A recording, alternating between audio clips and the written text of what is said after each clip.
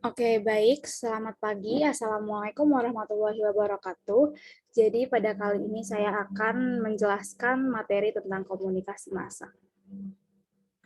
Menurut Bittner, komunikasi massa adalah pesan yang dikomunikasikan melalui media massa pada sejumlah besar orang.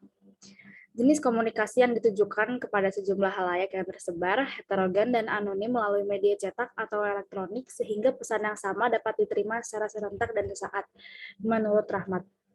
Dan dua definisi ini masih berlaku pada komunikasi yang menggunakan media massa mainstream sampai sekarang. Nah, di sini ada beberapa karakteristik komunikasi massa yang akan saya jelaskan di slide selanjutnya. Di sini yang pertama ada komunikasi terlembaga dan terencana.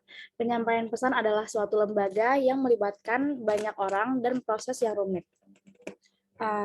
Jadi dalam penyampaian pesan itu sudah pasti melibatkan banyak orang, apalagi jika pesan itu bersifat umum dan biasanya melalui proses yang rumit. Lalu yang kedua ada pesan bersifat umum. Pesan ditujukan kepada halayak umum dan bukan untuk kelompok tertentu. Nah, pesan bersifat umum ini contohnya seperti pemberitahuan gempa bumi dari akun Twitter BMKG. Itu kan sudah dapat dipastikan ya kalau pesan tersebut disampaikan ditujukan untuk semua orang, bukan untuk kelompok tertentu. Selanjutnya ada komunikan, anonim, dan heterogen. Penerima pesan media massa tidak dikenal atau anonim dan terdiri dari berbagai macam latar belakang, status sosial, usia, dan lain-lain.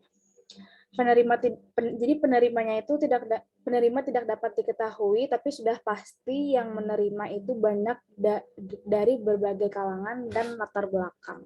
Selanjutnya ada pesan serempak. Pesan media massa dapat disampaikan serempak, menjangkau halayak dalam jumlah besar dan cakupan luas. Selanjutnya ada mengutamakan isi ketimbang hubungan.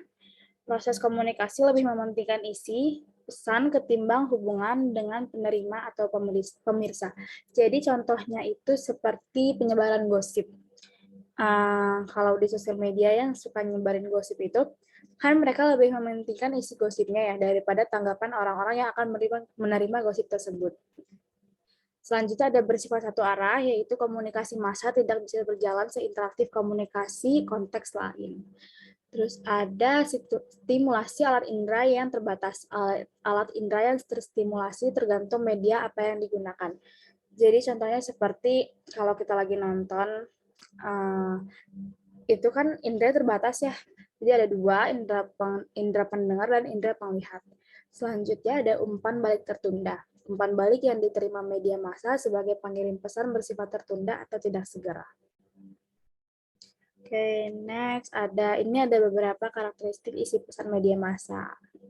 Jadi di sini ada novelty, jarak, popularitas, konflik, komedi atau humor, seks dan keindahan, emosi, nostalgia, dan human interest.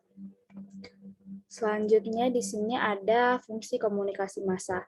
Yang pertama yaitu ada surveillance. Jadi menunjukkan pada fungsi pengumpulan dan penyebaran informasi mengenai kejadian-kejadian dalam lingkungan. Itu baik di luar maupun di dalam. Yang kedua ada correlation, meliputi fungsi interpretasi dan analisis informasi tentang lingkungan. Yang ketiga ada socialization, yaitu menunjuk pada fungsi mengkomunikasikan informasi nilai dan norma sosial dari satu generasi ke generasi lain, atau dari anggota masyarakat kepada pendatang baru, atau disebut juga fungsi pendidikan. Itu contoh di kehidupan sehari-hari seperti orang tua yang mengajarkan sopan santun ke anaknya. Terus yang terakhir ada entertainment, yaitu menunjuk pada kegiatan komunikatif yang dimaksudkan untuk memberi hiburan tanpa mengharapkan efek tertentu.